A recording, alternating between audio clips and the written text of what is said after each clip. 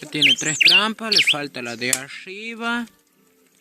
Falta una de arriba. Terminar ahí en esta orilla. Ponerle alambre. Ya tiene 3 trampas.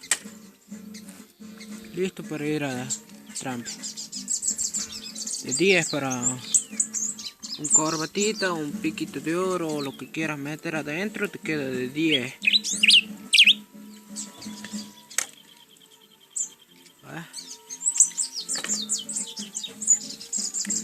Aquí le tengo que acomodar bien unas cositas nomás.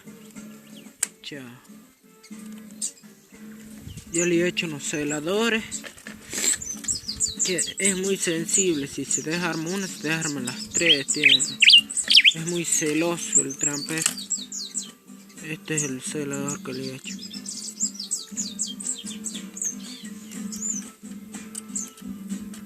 Sentí ese corbatito como canta. Canta el palo ese.